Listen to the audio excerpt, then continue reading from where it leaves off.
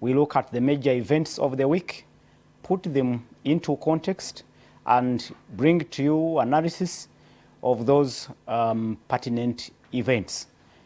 Well, of course, we had a great week. Sad news here and there. We commiserate with friends and the family of Farouk Chirunda. He lost his wife in that tragic accident. We pray that the Lord comforts you. Well, the studio is well attended. The panelists are already here. Dr. Jida Wanzara in the studios. We've been joined by Beka Bate, a senior journalist from Uganda Radio Network, and later will be joined by Honorable Stephen Mugore from Kabweri County, member of the National Resistance Movement. But like I said, the major events of the week, this census report that was released, of course, revealed critical findings. If we give it a few minutes, we'll be picking the views and opinions of the panelists on what they think about these critical findings, especially understanding that now we have 50.5% of Ugandans below the 17 years of age, and hope that calls for critical interventions in social service delivery, especially in health services, education services, and all those other issues. But we can also cross the borders, look at what has been happening in Kenya. The protests seem not to be ceasing as the youth in Kenya still continue to push His Excellency Ruto out of office. Well, we will come back and look at what is happening. The president returned the appropriation bill 2024. Well, leaving speculation on how the funding for the new financial year, which is starting just in one day, will kick off. My name is Prince Apollo. Once again, you can be part of this discussion. Get ready to send in your comments and observations on the topics at hand. Let me introduce to you Dr. Jeda Wanzala. I am always pleased to have you on the show, and welcome.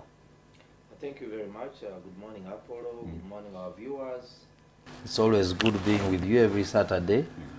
I bring you greetings from the people of Chirinya, my United Republic.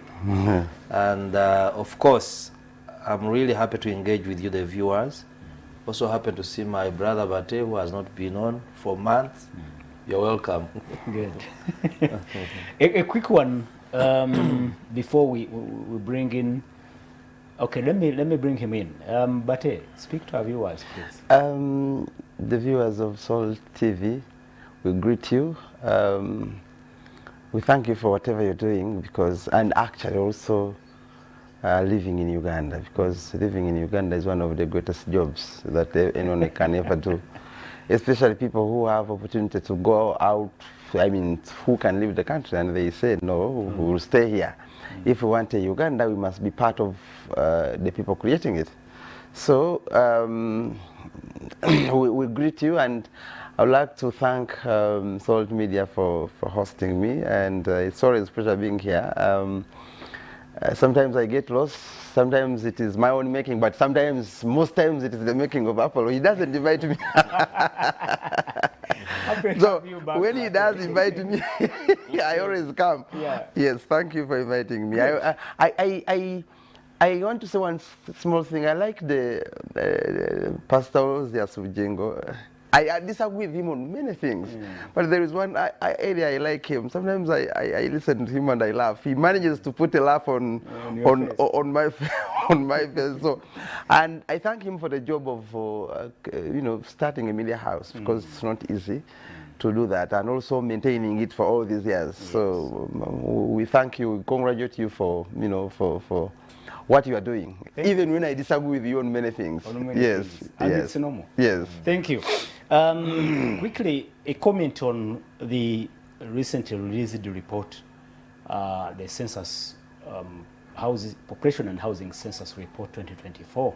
I just picked one critical finding of having a dependent population, half of the population dependent, and these are the kids who need healthcare, education, who need to go to school.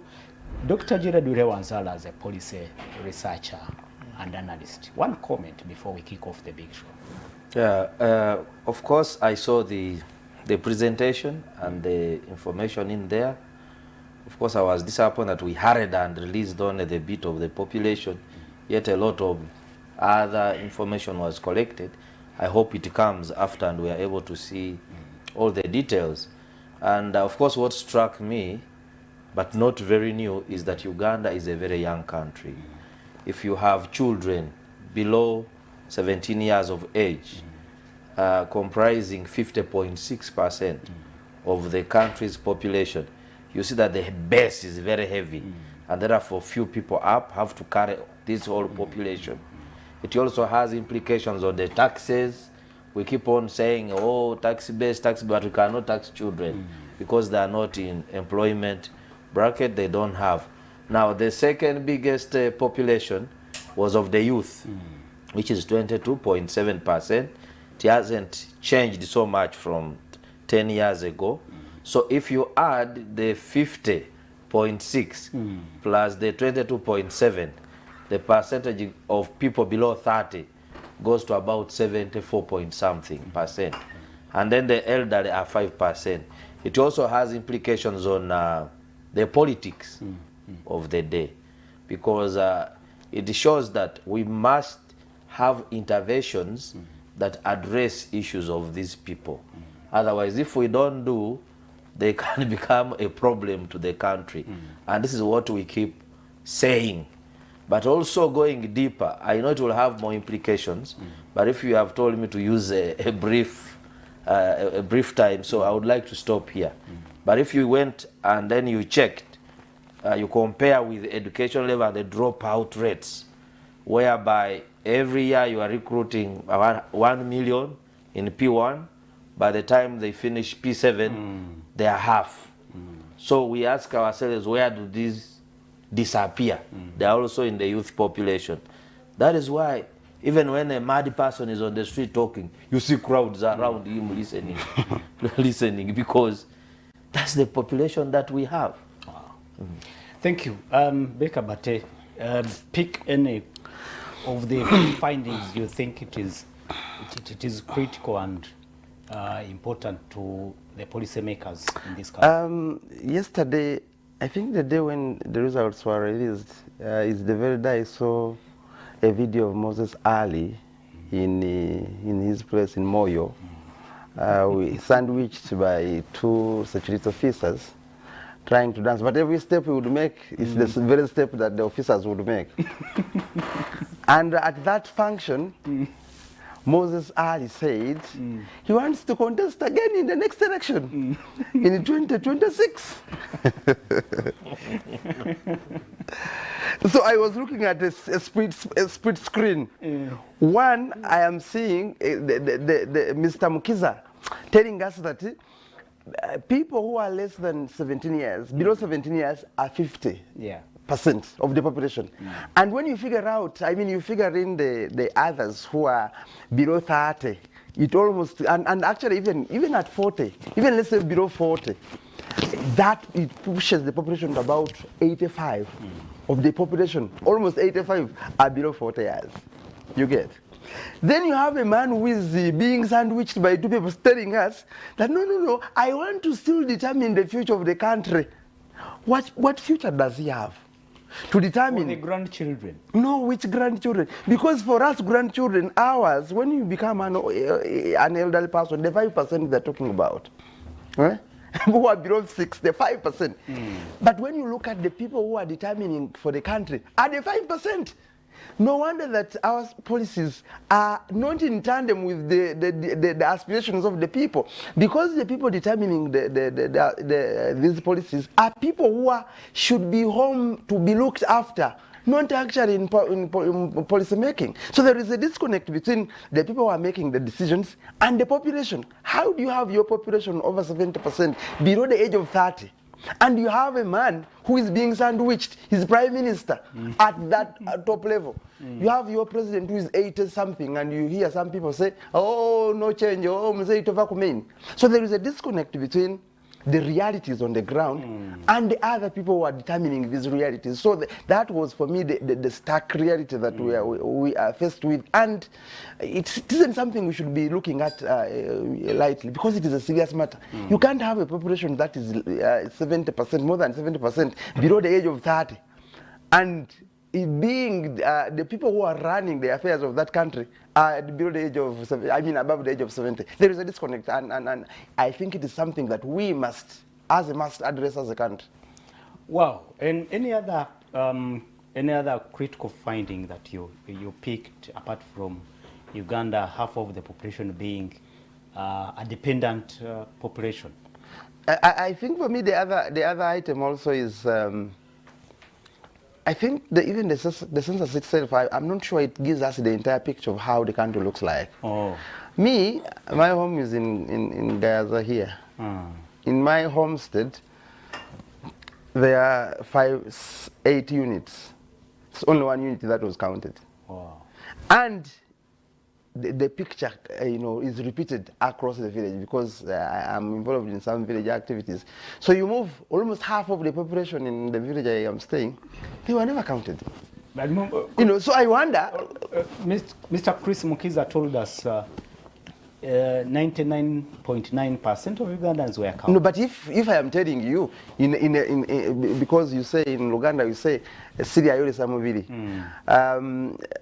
I don't know how to put that in English. Yeah. But if in my homestead, where we have 8 units, they only counted 1 unit.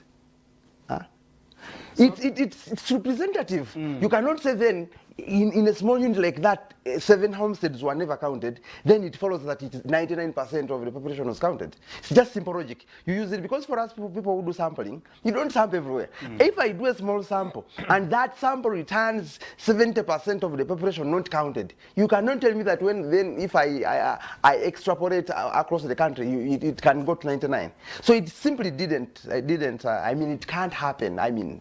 And number 2. Also, I think they are also, what are they rushing? Why are they rushing to tell us this? Because we are still here. I'm not sure that... this was a preliminary report. For what? What are we trying to arrive at? The final comprehensive report, I'm told it will be coming out. Is it August? December. December, at the end of the year. No, I think also the preliminary should be reflective of the reality of the final. It is extracted from the yes. final report. So for me, I think the figures that were given, even the president himself was saying, I thought we were like 48. Yeah. 48, 49, 40, even 50. 45. But we are 45.9. Yes. But we are for a long time we have been projecting that we are 45. Like for the last 3 years, 4 years, 5 years, we've been projecting that Uganda's population is 45. So I think there is a lot of things that needs to be cleared up. Otherwise, a census should be scientific. So I'm not sure what is going to be the margin of error. But for me, I think with what we know, with what we have seen, there is a lot that needs to be to be cleared up. Thank you. And as Bate talks about the policymakers who do not lie in the majority age bracket, we have a policymaker, Honorable Stephen Mgode. I'm happy to have you on the show. Thank you. You can speak to our viewers, and you are a policymaker. Bate is saying few, just a minority is the one in charge of policy making, and it's his concern. Relating to the census findings, which revealed that more than 70% of Ugandans are below 40. Thank you. I would like first of all to greet Ugandans and my people of Kibuku, and most especially Kabweri constituency that made me a legislator.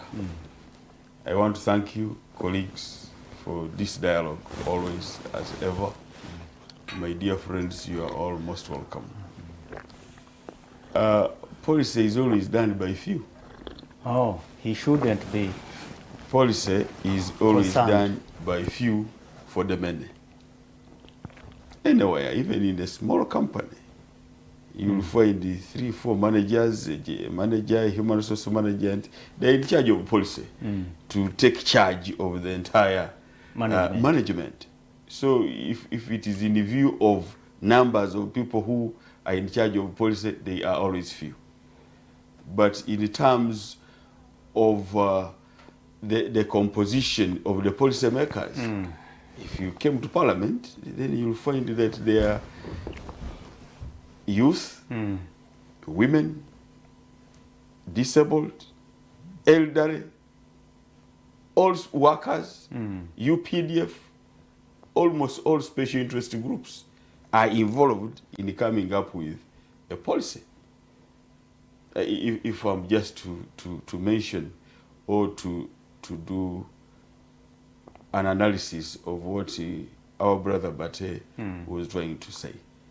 On the issue of Uganda's population being a very young population, half of it actually a dependent population. Yeah, that is correct. And that shows the poverty levels that we have. For us who are politicians, you find that it is incredible. When you reach the countryside, it is as if you are a small bank. You just need to distribute buckets. It's because people are very poor. So people are just dependent. And that is correct. So this census has given a true reflection in regard to that particular aspect of dependence. And but there are doubts. We discussed this thing here, and the Secretariat was saying they will produce preliminary results at the end of June. They have met that. They will present mid-term report in September, and the final report will be out in December. To presuppose that even maybe the numbers may even change. But I was asking, why are they hurrying? Why are they in hurry? There is no hurry in that, because that was a predetermined before even the census. They said that is how they will produce the results. There is a preliminary, mid-term, and final. So I don't think that they are hurrying. Wow. Because now they are beating their timelines. But on terms of the exactness, every Ugandan has some doubt whether that is the real true figure, because actually not every household was counted. In the countryside, there was a good job done. But in Kampala here, I doubt. Won't that affect the integrity of the findings? And of course, we know that this is critical information that will inform decision making at policy level. It may, but considering our birth rate, very many people were already saying that our population is around 45 million. Considering the birth rate of 3%, so they were calculating, and I'm seeing these figures almost rhyming with what the expectations were. So if they were outrageous or below, that's when the credibility will be flashed out. Thank you. Thank you so much, the panel, Honorable Mugore Stephen Mauku, Member of Parliament for Kabweri County. Thank you so much, Beka Bate and Dr. Jared Were Wanzara. And our viewers, like I said, you can be part of this discussion. Send in your comments and observations on 0701 609906. Please don't call, just send in WhatsApp messages and via the SMS platform. Let's get your views, and we'll have time to read them out later. But let's quickly look at what is happening in Kenya.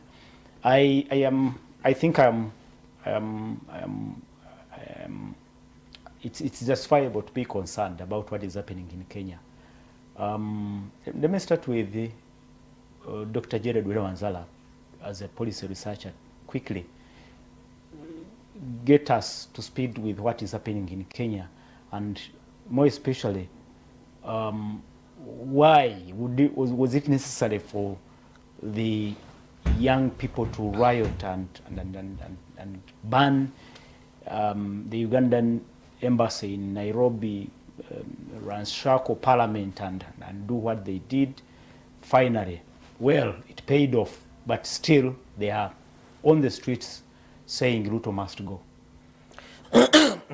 You know, for the benefit of the viewers, I'm not going to start from the riots. I'm going to look at Kenya from within the context of a certain timeline, certain period, and how events have been unfolding. Going back to the regime of the President Kibaki, Kibaki presided over growth of almost 7%. The 10 years was in power.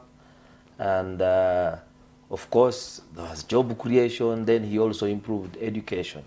He had a policy which said 100% transition from primary to secondary. So, and made education free. So many Kenyans, literacy levels went very high.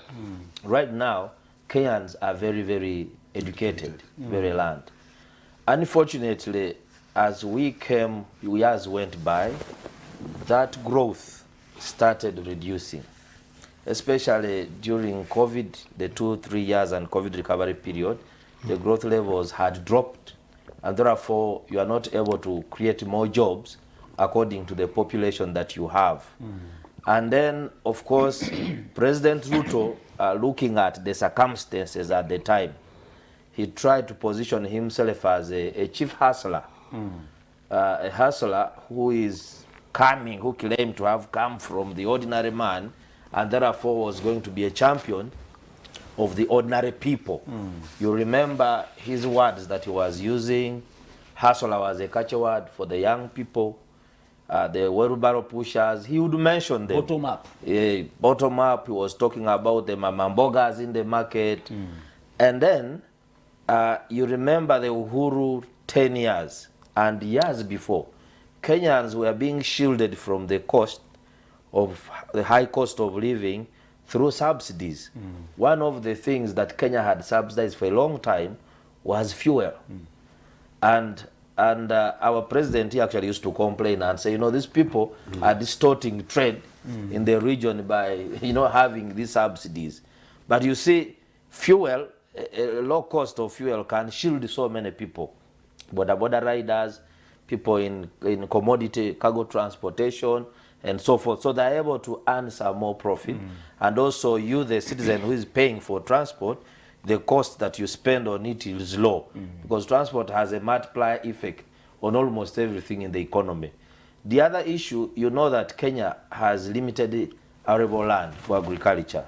So food used to be expensive. So Kenyans for a long time have silos, government buys and subsidizes unga. Uhuru always insisted, even amid his protest from Ruto, to ensure that the cost of food in Kenya is kept at bay. Ruto, to the contrary, was promising to make life easy, promote, establish hustlers fund, make life cheaper, but again, he did the opposite. He said, because they have a big, you know, it is a chicken and egg situation. He got, yes, a big debt that Kenya, during the Uhuru years, they borrowed to improve the infrastructure, the railway, expand the roads, the high, you know, it put Kenya in a kind of a debt. Right now in Kenya, the debt could be about 70% of the GDP. Ours, we are about 50%. If I'm to go 49%, if I'm to go with the official figures of government. So Ruto said, because of this debt, we are about to default. The shilling started depreciating terribly. And so, and yet he needed money to run government. So what he does, he goes to the IMF and other money lenders and says, yes, we need $2 billion to run government. But then to give you the loan, they say, what's your plan for increasing domestic revenue? Show us how you're going to widen. So he brought a string of taxes, housing levy, healthy levy, so many, even tax on bread and others. In the finance bill. In the finance bill. So if you overtax the already pressed person, are you really going to improve the life of that person? I say the statement here, which was done by Churchill, that if you think you are going to tax a country to prosperity, it's like a man sitting in a basket and thinking he will carry himself up. There's no way you will. So you have to balance between taxation, okay, and other things. From your, I mean, in your opinion, do you think Ruto could have handled it in a different way? Because you said he even inherited a huge debt from the Uhuru government, Uhuru administration. Which he was part of Yes, also. yes. Is there any way he would have managed this issue differently and in a way that would not attract the protests and Now, everything? people have been complaining about the opulence of politicians in Kenya. They are saying you found Uhuru a drunkard, is spending $2.5 billion for State House, sorry, shillings for State House. For you, you are born again, you closed the bars in the State House, but yours, you have doubled to 5 billion shillings. Actually, they even complained about his trip exactly to the US recently. They are saying Ruto's administration has turned the parliament into a marketplace where MPs are bribed and citizens are alleged to be bribed all the time to pass bills, and citizens are watching. You see, in this era, hiding information is very, very hard. The leaders can deny, can do what, but at the end of the day, we get to know. So there was public anger. They are leaders, you're a politician, you're moving in a very expensive car with this personalized number plates, yet people know you don't have any business elsewhere. So wasteful expenditure was also part of the... Yes, so even now, they are demanding, why they are still on the street. You know, when Ruto came up, he was very tough at the beginning and said, this must stop, and, you know, we are going to declare a state of emergency, we do this and that. Then the next day he came back, soft. Then he said, I'm going to take austerity measures, I'm going to cut expenditure of the executive, I'm going to cut expenditure across government, and then reprioritize. We are going to cut down the expenditure of the county governments. And then actually he announced austerity measures, saying probably there are certain things we are doing that Kenyans are not happy with. And indeed, that is the reality. Because they're even proposing solutions that do this, then you can progressively increase the taxes. You can't, we are being taxed in Uganda, but maybe we are a bit clever, I don't know, because we bring today, this year, then next year we introduce 2 or 3, then because you cannot tax the population out of the blue. It must be, you know, facing the reality on the ground. Right. Becca, but it is now about taxes. And comparing the tax to GDP ratio, Uganda and Kenya, Kenya is a bit higher than Uganda. But again, they also have a higher population. Yes, they have a bigger economy, bigger GDP. What do you make of these protests? Thank you. The factors that... You see, I enjoyed a lot what happened in Kenya because, you see, these politicians are so arrogant. They come to us promising heaven and earth. And the moment they get to the position they are, they think that they are because they are, but not because of us. So they were telling Ruto, this is unacceptable.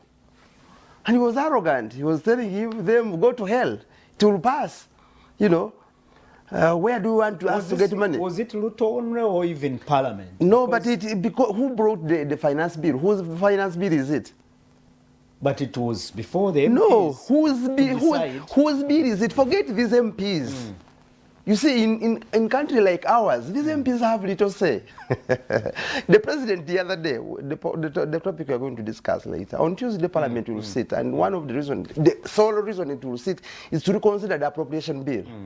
But you see, when it is a bill, when you bring a bill to Parliament, it is like any other bill that Parliament has power to change these provisions as they wish. Because you see, the difference between an appropriation bill and other bill is that with the appropriation bill, it is money you are moving. But it is not different from other bills they bring.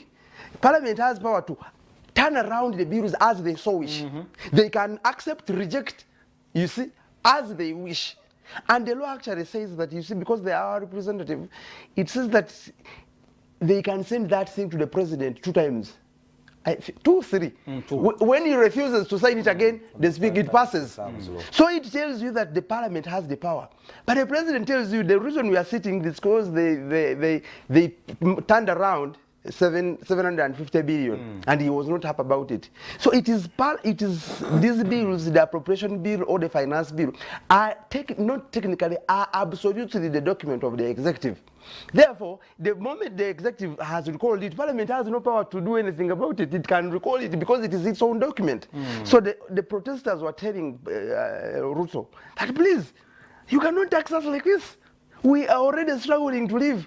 How do you then tax us you tax us from life to death? And the man was arrogant, you know. And you see, problem I have with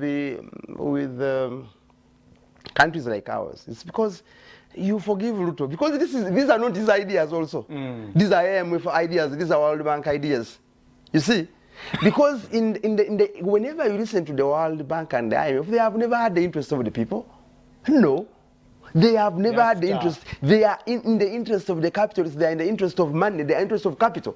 So the people are always the secondary. And yet governments, wherever they should be, they must exist for the people, not for World Bank, not for IMF. You get? So IMF is telling you, you do away with subsidies. But then why would you exist as a government? You know, let me give you an example, a clear example. We are going to finish this budget, I mean the financial year today, and I mean tomorrow. Where I stay, in the last 1 year we have had the financial we are finishing, I have not seen any government. You don't see government? Where? Don't you drive on roads? The same pothole holes. The same hospitals without medicine. You use internet, but whose? I pay through the nose. Airtel have been complaining about Airtel. Running on the national backbone. Which one? Even in Somalia, where there is no government, there is internet. You see, you pay through the nose. You see, the other day I was complaining about Airtel. I put my 5 GB and I downloaded the 2 pictures. They were finished. So I asked myself, where is the government in my life? The other day, a brother of mine got an accident and was taken to Mlago, the emergency section. And also my sister in the same year, recently, like 2 months ago. I told you one day here. That is government. And that's what I want to tell you. So I was there for 2 evenings. You see, my sister first got lost. The most immediate, let me talk about the most immediate. She got lost, she got an accident and we didn't know where she was. So she ended up at Mlago. We discovered she was there after 4 days. So now on the evening, I discovered I went to Mlago. So, but I had to, before you remove her, I had to first do scans on the head and what have you, which I came and did at Mengo here, at 250,000 from a government hospital. I went and did them at Mlago, at Mengo here. When I left the bed on which she was, I went back when it had been taken over by another person. That evening, they bring so many sick people in the night. What you know, they are treating them on the floor. In relation to what is happening. The point I am making is that, where is my government? So, because this is how I must see my budget work. You are saying what is in Kenya is actually or exactly what is happening in No, it is worse. What is happening in Uganda is worse. So, but because you see, the one thing I normally tell Prime Seven is why haven't you rioted? No, Prime Seven should be a very prayerful man, I think. In the middle of the night when all of us are sleeping, he should wake up and thank God that he gave him Ugandans as his people to be president. Because the reasons which pushed Ugandans, I mean, which are pushing Kenyans to riot, are multiple times in Uganda. But because we are Ugandans, you know, Museveni can afford to do nothing about them and nothing happens. Has Ruto any option on how he can work on the state of affairs in his country? No, I think these politicians must understand one thing. I was listening to Eric Omondi the other day, trying to break down the budget, showing you how much of the budget, the money they were looking, was going into what we call useless expenditure. Things that you spend on money and you expect nothing on their leaders. You know, Kenyan leaders are one of the most paid leaders anywhere in the world. You see, a Kenyan MP is paid more money than a US president. And look at the economy of Kenya and compare it with where leaders are paid, are earning less. So I think much of the money that they are trying to create doesn't actually go into the things that benefit the people, but it goes into things that actually are not at all beneficial. The members of the public. Yes, look at ours here. Our president, Yoweri Kaguta Museveni, put 1 trillion in PDM. State House and Office of the President also took 1 trillion.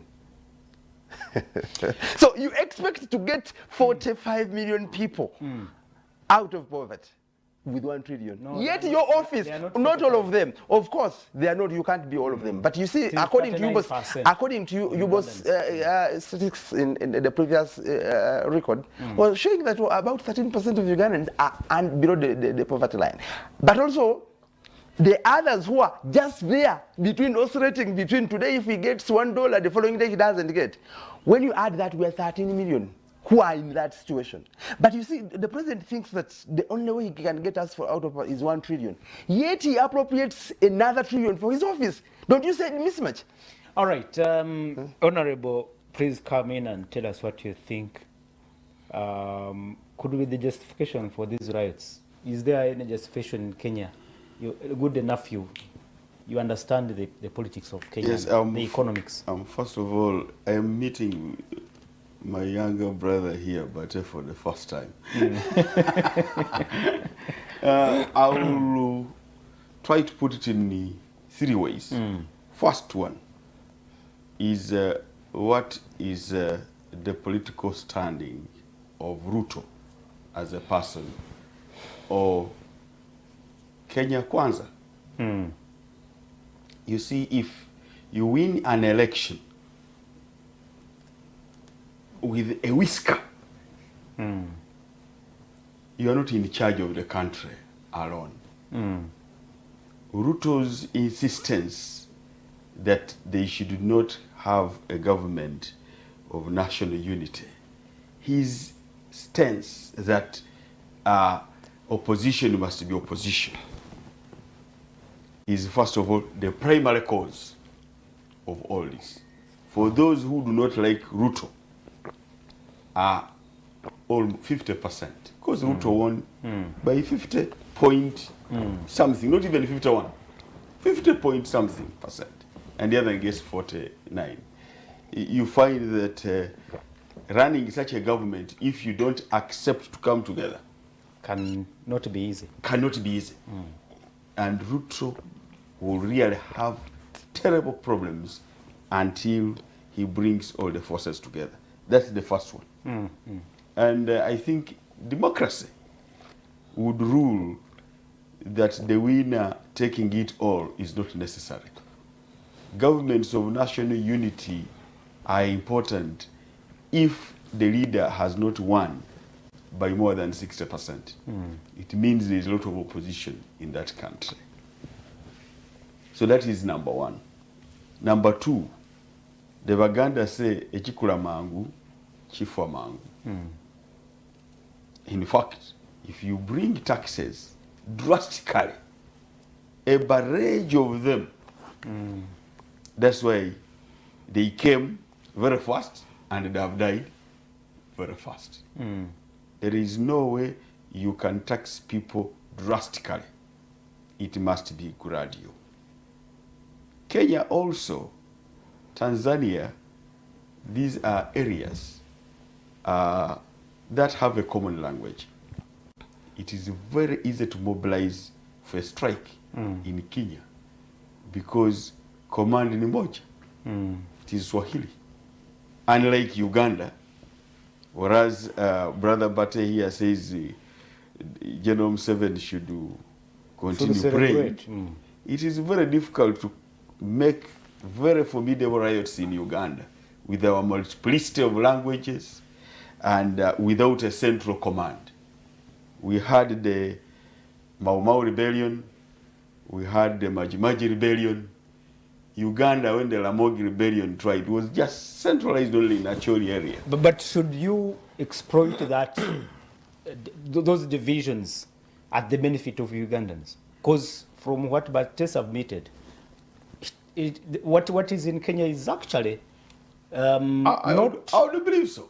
Yeah. Because if you look at what is happening in here, according to submission, if you look at is actually worse than what is happening in If you look Kenya. at the recent breakage, demolition of houses in the wetland, some of these houses that were really authorized by government agencies, Ugandans would have rioted. But an individual just cries alone when a whole storied house is being put down and the neighbors are looking on. If it was elsewhere, people would have gone onto the street to riot because they were building these buildings, whether they're in wetlands or whatever. But is that enough, Honorable? I'm just giving you an example. We are talking about wasteful expenditure. Yeah, I'm coming there. In government. I'm sorry, I'm going to answer in 3 ways. I just started number 1, number 2. I'm coming now to that one. I'm now coming to that one. Yeah. But you interrupted him when he was making a very important point. That's my problem with the Prince. Sometimes you allow me to conclude something. So you find that Ugandans have even rioted. Those ones around, but they have not. So it is not only prayers of the president, but as Ugandans, I think we are not in a one command center that can command a riot. 2, I mean 3, are these strikes justifiable? The answer, I would say, yes, justifiable. Because of how Kenyans were brought up economically. With all those subsidies they have been having, and knowing that their economy, their agricultural setting is not so good, and a hungry person can do anything. Yeah, true. You can now not go and start taxing bread, taxing things that involves their livelihood. Cash transactions. Yes. Once you begin that, you have touched their nerves. They will strike. And yet, many of them don't even like your government. So they would come and hit you. But what we should know, truly, you can blame members of parliament. These bills are government bills. They are not parliamentary bills. We have our bills which can be brought up by parliament, by individuals, even parliament, the individuals, they can come up with bills. Private members. Private members' bills. But a bill that has been orchestrated by government, you are a member of parliament for that party which is ruling, and by caucus, you have to go by what government is deciding. Like what you are saying, when this bill comes back to parliament, you'll find that we shall talk. We shall talk. Because by the time the president brings back the bill, we may toe the line depending on what has been stated. Honorable, you are representatives of the people. And so government too. And so is the members of parliament in Kenya. Yes. Here you have people who are, who are struggling to sustain their livelihoods. They are outside parliament, they are protesting, and you pass the bill, the finance bill. Doesn't that actually tell us that you, the leaders, the representative of the people, you are actually disconnected from the people you represent? That was wrong. Once you hear a public outcry and people even rioting, before even passing that bill, what you have to do is to put a stop, first of all, bring in more stakeholders for reconsideration so that you pass any bill, any judgment must be passed while the situation is amicable. Can you do that, you in your parliament here? Why even not? If parliament? Why not? How many bills have come and people have made noise and we stop, we halt and say, let us engage the stakeholders more.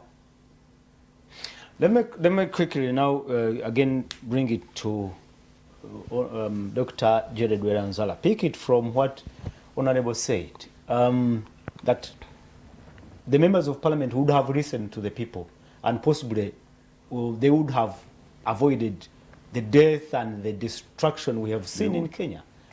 In our case here, Actually, are there lessons that they can pick from what happened in Kenya? I think there are so many lessons that we can learn. One is that as representatives of the people, we also have the responsibility to judge the mood in the country. Yes. Like the Deputy President of Kenya was saying that this thing started heating up about 3-4 months ago. And then if we had listened, if the President had listened, and then this thing would have not even happened. He was very bitter on TV.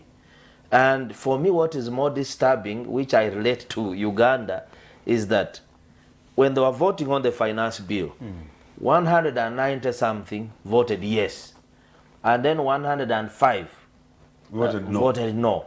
Now, when the President Ruto went to announce that he's not going to sign the bill, all the MPs were behind him, standing with him and his cabinet. And the moment he said it, they started smiling and clapping.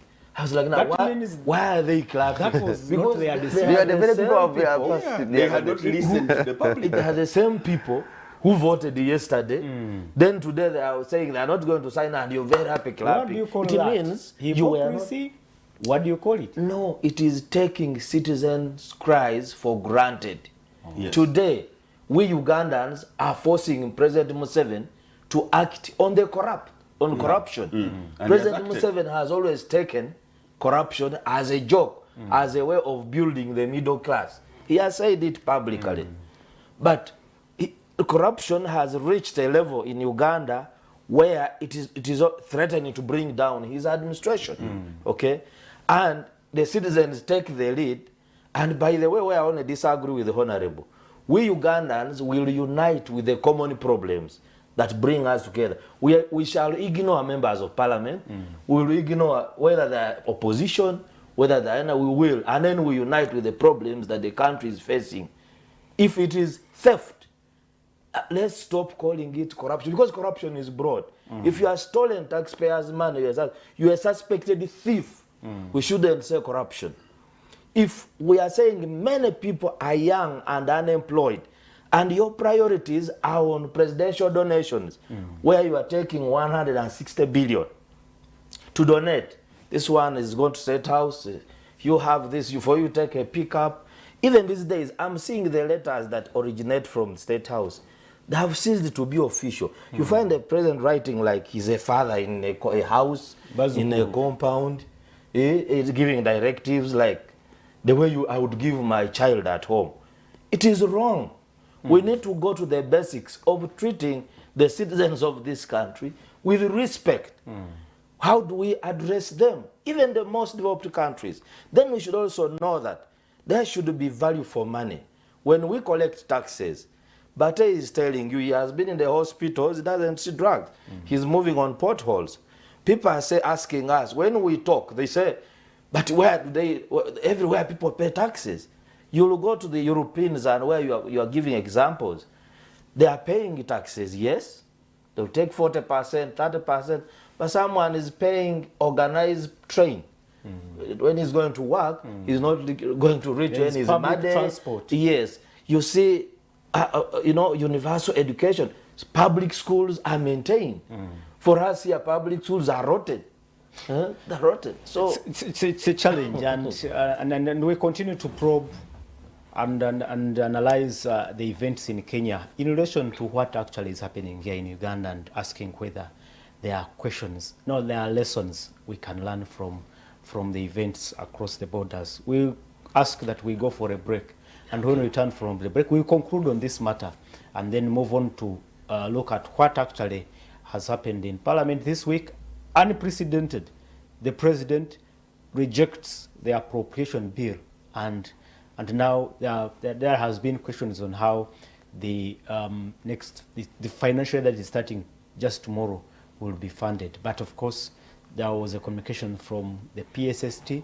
He says it's all well, it's catered for, but let's go for a break. On return, we'll be looking at how now the President is clashing with Parliament on a matter that is so sensitive like the appropriation bill.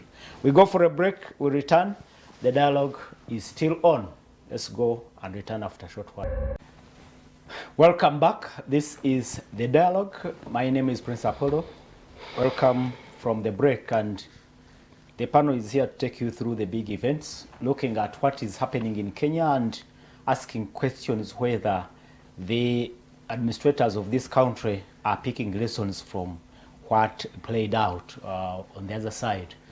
And in the studios, Honorable Kabweri, that is how they address you in the house by your constituency.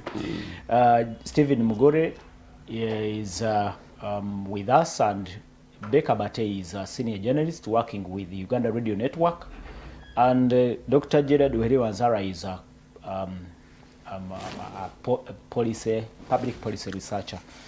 And let's conclude this matter here. Bate, you said what is happening in Uganda is actually worse than what has been happening in Kenya, but Kenyans have decided to make their voices heard, and indeed the President was forced, and I can say it, he was forced to withdraw. What is happening? What is happening with us? Why are we not asserting ourselves to that level? Gerard here said that the literacy levels in Kenya are higher, and you see, the problem we have in this country is that sometimes we fail to translate what is happening in the politics in our day-to-day.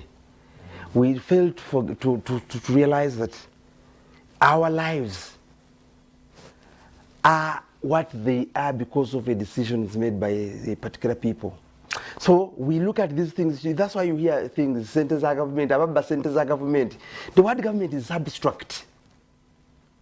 That's why sometimes even our communities encourage stealing, because they say, Honorable Kabweri has been in Parliament for 5 years.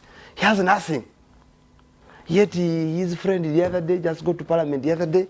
He has built there, he has built there, he has built there. My father's home is in Nigeria. That entire place has been taken over by people who work for government. People who are permanent secretaries, people who are cows, Sujui director. When you look at their official salaries, it's about 2-3 million. But they have bought in Nigeria, it's 100 by 50 piece of land in Nigeria. That's about 12 decimals, I think. Can be as expensive as 250 million. Just 50 by 100. 200 million, 300 million. And when you look at a salary of say director in a ministry or in an organization, when it is 2 million before tax. But in 2 years he has bought a piece of land and he has built there a 2-story building in Nigeria. You look at units, housing units, they tell you that one is for this one, the other one is for this one. There was a time Monitor reported a story reported a story of General Kayanja buying is it 200 acres in Bulindo at 512 billion. Billions? Yes, there was a story in the Monitor. My mind was, what job does he do And I was told he is a general in the UPDF. So the UPDF is the mining organization, or it is the one who, that is in charge of the oil in Congo. I mean in Bunyoro. Near my home, there is an SFC soldier who has built there 12 units. He brings a lorry, I mean a truck of like these ones which are going to a hardware world, a full truck. The building is on a hill like this. He crosses the road and he gets these small vehicles to carry the cement up there. You know, he brings a full truck, a full trailer. So what is his job? No, he's a general in the SFC. Is that a job? That can you give you all these monies? So for us, our problem is we have failed to translate decisions or actions of the people. Political yes. We have failed to translate them to because the person who is building 12 units of 5 stories, whose only job is working in the military, it means that he's using our money. So partly we encourage it. Number 2, we fail to translate our situations that our children go to school and actually don't learn. When you send them to UPE schools, you know, this government puts 12,000 for every child in UPE. As capitation grant. For a year. Tell me one person who can study, Mr. Prince, can you use 12,000 a day? No. Your government thinks that your child will study for 12,000 a year. So what kind of students do you expect from a school like that? So we have failed to translate the problems we have in the decisions made by our government officials. The difference with Kenya, that's what I was trying to explain, is that they now translate their actual way of living, their situation. They can easily to translate it to the situations to the situation in government or the people running the government. They ignore that if I go in the hospital and there is no medicine, they ignore that when my child goes to school and actually doesn't run. The other day, I was putting out a report where children of P6 don't have the competencies of a P2 child, you know. So, but they can translate this into the decision made by the political makers, and therefore they actually demand that we need better. So that is the difference we have felt us as Ugandans. So centers are government, that is government money. When we go and we don't find the hospital we don't find medicine in the hospital, we go to church and pray. We always improvise for our bad situation, and we fail to translate that into the decision made by our politicians. Can we agree that possibly these policymakers are learning lessons from what is happening in Kenya? That at one time, Ugandans will demand for what belongs to them. No, these politicians, Chuno Achebe said that what will kill a man starts as an appetite. Our policymakers in the president one time said, the other day Sudani, one of the Vija Kuwao. So if he says that, it means he has learned no lesson. And I will tell you, today as I was coming at the northern bypass, up there at the canal where you cross, I saw like 50 people putting on green and red on top. Is high. So he knows that he will repeat to you that we have a Kenya or not a. So a person who says that, what lesson has he learned? A presidential address. No, he has learned nothing. He will not learn anything. By the way, at Museveni's age, he doesn't, no longer, old dogs don't learn new tricks. So at this age, he doesn't learn anything new. I want you to make a comment. From what Bate is saying, lessons being learned from current events. The president declared they want corruption just recently, but we witnessed leaders in Luengo preaching that corruption is fine as long as you're sharing with your people. That's why I agree with Mr. Bate that the country is upside down. In a sane country, the statements made by the Honorable Speaker in Luengo, I think he would have not sat in that house the next day. You saw what happened to the Speaker of South Africa. Yes.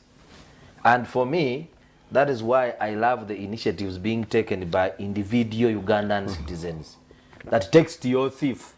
Let citizens text.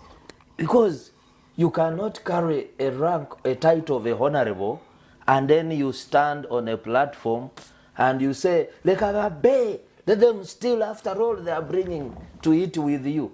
Surely, is that how we have sunk too low in this country? There was a time when if you carried the title of a honorable, you would be respected. We saw them here. The Honorable Dr. Ekule Parkers, the Ben Watchers, they did not own much, but they kept their integrity. And that's how we build a country. You are not going to say, so what actions have been taken by the NRM party or the leadership of the country since Luengo? Because this one, everyone saw. It's no longer allegations. It's no longer, if we say the service award was not illegal, but it was unethical, according to the Leadership Code Act. Have we seen them appear before the Leadership Tribunal? Even when Parliament tries to use its own processes to introduce a bill, you are fighting, so the signatures are not collected. Is that how low we have sunk? So for me, I think this country needs a reset. We need to review things to do with decentralization. It is also becoming very dysfunctional. Now you find a Gombola chief in a small lockup, which is also a store for maize, and is sitting there, is in an office, doing nothing totally, because it doesn't have what it takes to run an administration. But people are earning salaries. Is that the country that we want? Your final comment, Doctor, on this matter, because we need to move on. Yeah, on this matter, I think Ugandans because it looks are like building... Ugandans are not feeling bad about what actually is happening. Well, they have persevered. They have. We who interact with the citizens of this country, we move. We are not like politicians now who everyone has bought a tinted glasses. When they are passing on expressway, for them they see a very transformed country. But we relate with people in the communities. People are very bitter. And I think people are building capacity. One day with this young population, I saw the median age of Kenya is 19. Ours is 15. So our case is more dangerous, because you'll see children pouring on the street and you'll fear to kill them. And they will take you. Okay. Viewers, you can be part of this discussion. Like I said, please send in your messages, and I request the producer to run that number on the screen. Let's get the messages, only text messages, not audio, not call-ins. Please send in your messages. Tell us what you think about the protests in Kenya and whether we can pick few lessons from them. Honorable, finally, I need your final comment on this matter. You people, as you sit in that parliament, do you really feel the same way the people are feeling outside, the people you present? Do you pick the feelers? Do you have the feelers to pick the emotions in the public? Like Dr. Gilad says, we feel that people more, are bitter. We feel more because one person's problem may not be the other, but all those issues are gathered by us because of our interaction. So we really feel more than the people on what is going on. And the situation is not very rosy. And what do you do? We translate it into our legislation, we translate it into our discussions. What I have to say is, for us, we do a lot of benchmark as Parliament, to learn from one another. And in fact, Kenya should have learned from us. Should have learned from us that sometimes this Parliament, you see, is sensitive to what people say. Remember the Vinci coffee issue? We had to stop The Vinci coffee deal because we saw what the public was talking about. And entering it was becoming dangerous. And we had to halt. And now what has happened in Kenya makes us learn more. That once people are speaking, you are a representative. Our 4 cardinal roles, one of them is representing the people. So if the people you are representing are outside there crying out, you need to engage them before any other action is taken. But that does not stop you from handling your policy issues. Thank you. Uganda has learned. They call them Generation Z. I don't know what that means. Gen Z. Gen Z. The Gen Z can be very dangerous and shall be very dangerous using the Kenyan phenomenon. Because you should know that when Kenya coughs, we get a problem, a cold. And when Kenya goes cold, we go to hospital. We become sick. Because this is an interlocked country and most of our goods entering here come through Kenya. Oh yeah. So we should be very sensitive when something is happening in Kenya. You know, just one... Mokisa Alan says, thank you so much, the dialoguers. Our leaders here cannot learn anything. If they were to learn, they would have learned from the riots of 2009. Yes. Yeah. Was that to Laila again? 2008. Meaning here. Maybe it's here, 2009. The Kabaka, Yeah. Kabaka riots. But they have not learned anything, and he says they are mobilizing. Anyway, it is your... You say Thank that you loud, so that much, they are mobilizing. And he is Chirabo from Hoima, and he said, thanks so much for the program. Thank you so much, Chirabo, and others who are watching from that side of Hoima. Then I'll pick more messages as we go along. Just give me with half a Please, second. the producer, run again that number. Okay. Okay. One of the things that was amusing, I mean, eye-catching for me was how they were talking about Uganda. They were telling Ruto, this is not Uganda. So it means in Uganda you can do anything to people and you can go with it. And Actually, I imagine. Is it why they banned our... yes, That's why and apparently Ruto is a good student of our president. So he says, no, if you want to land those bad manners, go back to Uganda. This is not Uganda where you can do things and get away with it. So even if Museveni is your godfather, could it be a reason as why they banned our... Yes. They could, because they didn't ban any other. Hey, because they know Ruto kept me, he was a constant visitor of our president. So, and they're telling him, this is not Uganda. Because in Uganda, you can do all the Kamanyiro and you go out with it. But here, will not allow it. I've seen a list of CEOs who are all from the side of Ruto. You know, any strike, that is an ignition point. But there must have been Boiling point. Yeah, so here, because for me, I'm a labor expert, I know these things. By the time you say somebody has gone on strike, or you have slapped your daughter, you have slapped your wife, for example, or your wife has slapped you, that is not the mistake which is causing the slap. If there has been a number of things, now this is an ignition point. Okay, the president has seen what would happen. That's why he refused to sign the bill. So what if I have learned from Kenya? Okay, what says, I have learned from Kenya, yes. What I have learned in Kenya is that whereas the government of Uganda can, but people like Bobby, Besigye, Underhouse, I think the message is fragmented, and they think they have calmed the situation down. Young people are coming up soon. Waswa Jonathan in Mubende. Did you pick his message? They were saying, yeah, sure. Yeah, good. Thank you so much, gentleman from Mubende.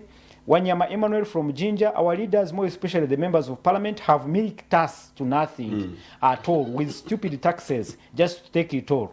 Good, you've indicated your name. He's Wanyama Emmanuel from Jinja. Thank you so much for watching our comrades in the east there.